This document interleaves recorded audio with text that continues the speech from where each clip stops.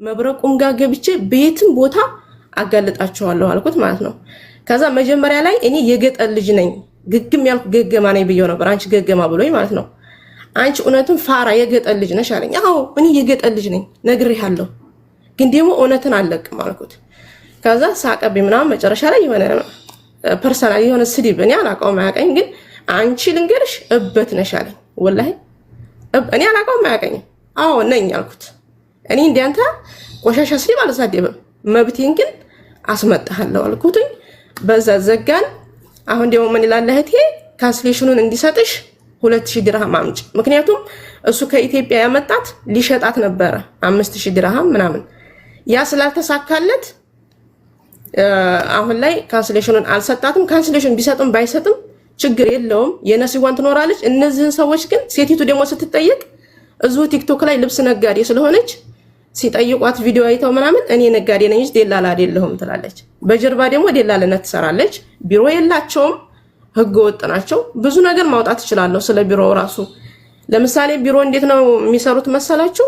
መብረቁ ከነሚስቱ ቢሮ ካለው እዛ ውስጥ የምትሰራ ሰራተኛ ካለች የዛች የሰራተኛይቱ ዘመዶች፣ የባል ዘመዶች ምናምን ሁሉም ደላላ ናቸው። ባለቢሮቹ አያውቁም። እዛ እያመጡ ሰው ልጅ የቁም እስር ያስራሉ ማለት ነው። ብዙ የታሰሩ ልጆች ራሱ አሉ። እንግዲህ ሁላችሁ የምታስቡት አሁን ባለንበት ሁኔታ ያለ ስልክ ሁላችንም በሰው ቁጥጥር ስለሆነ ስልክ ብንቀማ ምንድነው የሚለው ነው። እኔ እንዲታጋልጥልኝና ሰዎቹ ሌብነታቸው እንዲታወቅ ፈልጋለሁ። መረጃ ካለ አሁን ከዚህ በኋላ ምን ዘምተው ደላላ ላይ ነው። አዎ ደላላ ሲጀመር ንጹህ አለ ብያለሁ። ሁሉም ደላሎችን ተሳድቤያለሁ፣ ወደፊት እንሳደባለሁ፣ ወለጥፋቸዋለሁ።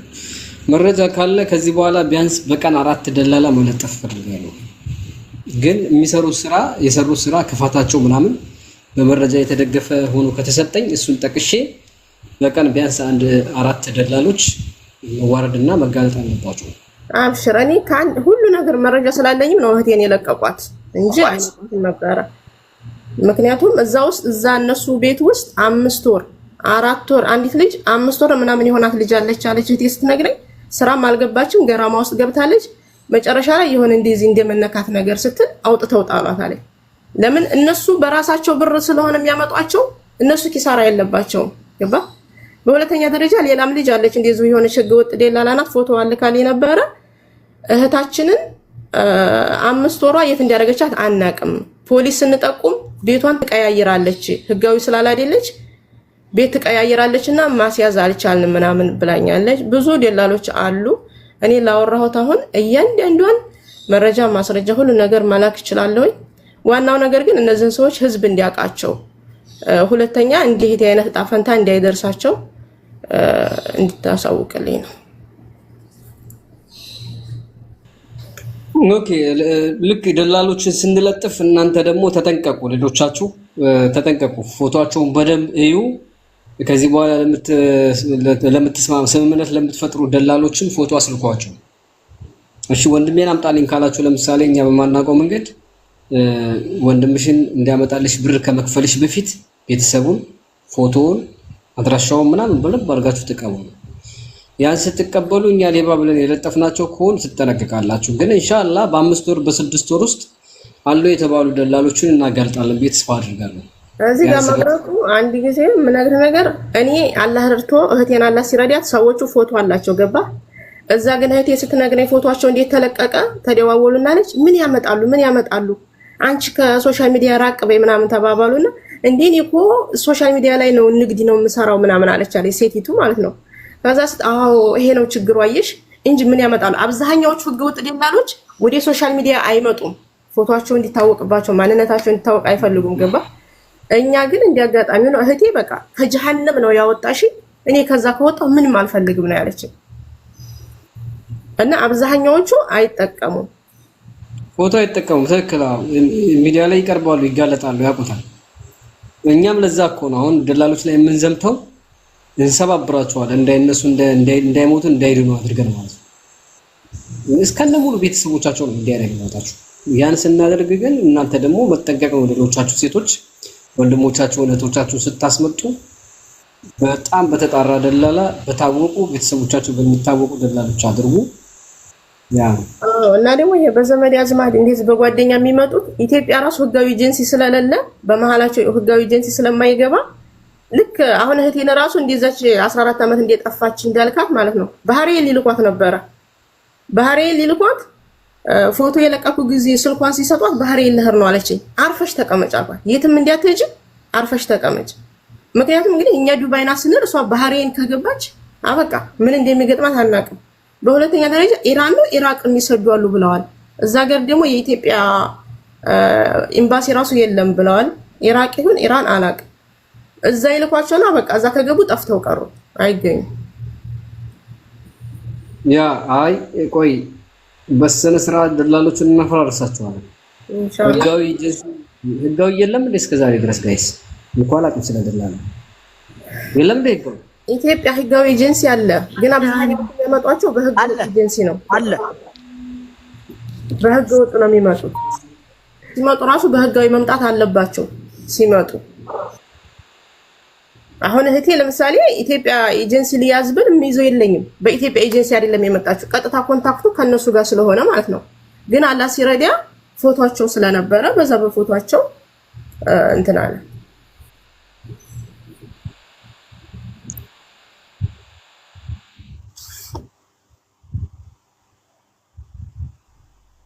መሲ ዝም ብለሽ ፎቶ ላኪልኝ። ለምን ደውያለሽ? ፎቶ ላኪልኝ። ፎቶውን እየጠበቅኩ ነው። እሺ ደላሎች የምታውቋቸው በጣም መጥፎ ደላሎች የምታውቋቸው ካሉ ፎቶቸውን ምናምን ላኩልኝ። ከፕሮፋይል ስራ አለላቸው መረጃ ያስፈልጋል። እሺ ዝም ብላችሁ የጠላችሁን ተጀናጅናችሁ ምናምን በፍቅር አብራችሁ የነበራችሁ ስትጣሉ ምናምን ፎቶ እንዳትልኩልኝ። ደላሎች ሆኑ በስነ ስርዓት የድለላ ስራ የሚሰሩ ሰዎችን ፎቶቸውን ላኩልኝ።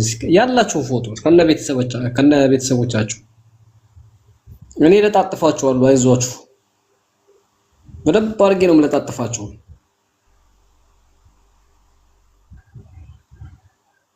ከመላካቸው በፊት እዚህ ሚዲያ ላይ መጥተው ቢናገሩ አይሻልም? ሌሎችም ስለሚማሩበት አይሻልም? መብረቁ ቢመጡ ሌሎችም እኔ ከነ መረጃ ወላሂ መረጃ ላወራኋት ለእያንዳንዱ መረጃ አልካለሁ። አብሽር እኔ ምንም ችግር የለብኝም። እኔ የታወቁ ደላላ ዱባይ ነው ያሉት። አሁን የት ነው ያሉት? እነሱ አጅማን ነው ያሉት። ደላላ ችግሩ ምን እንደው ታውቃለህ? ሴቲቱ ልብስ ነጋዴ ናት፣ ከጀርባ ግን ደላላ ናት። ገባህ? ወንዱ ምን እንደሚሰራ አላውቅም። እንደዚህ የሆነ የተሳሰሩ ናቸው። ግን ለእንትን መሸፈኛ ሲጠየቁ ያው ማስረጃ አለኝ እኔ የሴቲቱም የሁሉም ማስረጃ አለኝ አልሐምዱሊላህ። ግን እነሱ ሰው ሲጠይቃቸው አሁን እኔ ቪዲዮ ሰርቼ ሴቲቱን ሲጠይቋት አሉኝ ኧረ እኔ ነጋዴ ነኝ አይደለሁም አለቻሉ። በጎን ደግሞ እኔን የሆነ አንደኛ የገጠር ልጅ ለገጠር ልጅ በጣም የሆነ የተሳሳተ አመለካከት ነው ያላቸው። የገጠር ልጅ መረጃ ይዝም የገጠር ልጅ በቃ የሆነ እንደዚህ አይነት እንትን ነው ያላቸው። ገባ? ስለዚህ እኔ መጀመሪያ እሷ ምንድን ነበር ስትለኝ የነበረው እህቴ ቤት ናት፣ ቢሮ የሩቅ ስለሆነ ነው ቢሮ አለኝ ያለች እንትን ትለኛለች። ዋናዎቹ ባለ ቢሮዎች በኋላ ሳገኛቸው ግን የሷ ቢሮ ነው ወይ ስላቸው እንዴ እሷ እኮ ነጋዴ ናት አለችኝ። ባለ ቢሮይቱ ሰው ታመጣለች አንድ ጊዜ ለኛ ለነሱ እየወሰዱ ያስረክቧቸዋል እንጂ እሷ እኮ ነጋዴ ነች የምንድን ቢሮ ይሄ ከእውነት የራቀ ነው አለችኝ። ባለ ቢሮዎች ሳናግራቸው በጣም የደነገጡ። ስለዚህ ዱባይ ላይ ያለውን እናንተ ከውጭ ያላችሁት ካልፈታችሁት የዱባይ እንደዚህ የተሳሰረ ነው። በሁለተኛ ደረጃ ህጋዊ ኤጀንሲዎች ካሉ እዚህ ውስጥ አናግሩና ሴት ልጅ ለመዲያን ቤት ስራ ስትመጣ የሳውዲም ይሁን ዱባይም የትም ሀገር በህጉ መሰረት ስትመጣ የአየር ትኬትና የቪዛ የሚከፍለው ያ ቢሮ ያመጣትና ለሁለት ዓመት ተፈራርሞ የሚወስዳት አረቡ ነው ሙሉ ወጪዋን የሚሸፍነው። ሴቲቱ ወጪ የምታወጣው ኢትዮጵያ ላይ ለሜዲካል እና ለሲኦሲ ምናምን ለሚባል ትራንስፖርት ነው። አሁን እዚህ ጋር ምን እያደረጓቸው ነው ህገ ወጦች? በራሷ አየር ትኬት በራሷ ቪዛ 160 ሺህ 170 ሺህ ከፍላ የአባቷን መሬት ሽጣ እንድትመጣ ያረጓቸውና ቢሮ ያስገቧቸዋል። ቢሮ ካስገቧቸው በኋላ እንግዲህ እድልሽ አውጣሽ ነው። ስራ ሲመጣ ያ የሚወስዳት አረብ ለሁሉ ወጭ ብሎ 5000 እስከ 6000 ድርሃም ይከፍላል። ያንን እነሱ ስልቅጥ ያደርጋሉ ማለት ነው። እዚህ ጋር ልጆቹ በሁለት ነው የሚጎዱት። ይሄ ነው ውሸቴን ከሆነ ማጣራት ትችላላችሁ። ህጉ እንደዛ ነው። ስለዚህ ዱባይ ላይ በጣም የተወሳሰበ ነው። ለማንኛውም ቅድም መሰረት ስለነበረው ልጅ ይሄ ነው። ኦኬ ቲክቶክ ስለሚያዘጋ ነው። ይሄ ደግሞ ልጁ ነው። ኦኬ ሚስቱ ደግሞ እቺ ነች። አውሴት በቃ ለጥፋቸው። በጣም ጥሩ። ክብር ካልወደደላቸው እንግዲህ በክብር ነው የጠራ ነው፣ አክብረን ነው የጠራ ነው። ና ብለነዋል። ምን ታመጣላችሁ ብሏል። እንግዲህ የሚመጣውን ነገር ያያል። እንግዲህ ዛሬ ሚዲያ ከባድ ነው። ቪዲዮ አጥፋ ቢል ቪዲዮ አላጠፋም።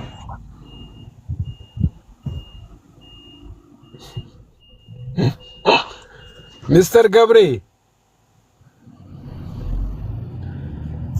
ዜና ይስጥልን።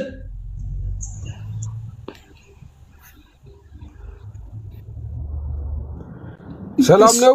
እሱን ነው የምንልከው እንግዲህ። አዎ ይሄንን ፈልጎ ታርጋውን ይዞ እዛ ትንሽ ደግሞ ያሰቃየው ደግሞ በሌላ አድርጎ። ገብሬ ይሰማሃል? ይኸውልህ የምትለው አሁን ቆይ መሰረት አለች እንደዚህ ሽጉጥ ልገዛ ነው ያለውን በሱም ነገር መግባት አለበት ራሱ። ቅድም የሚያነሳው እኮ እሱ ነበር። ሪካርድ ቢኖራት ቅሊንጦ ይገባል ያለ ምንም ርህራሄ።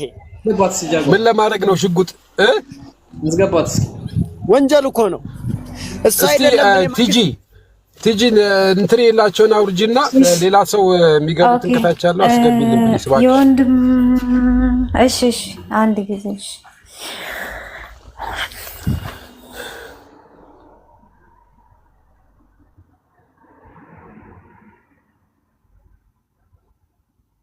መሰረት አለሽ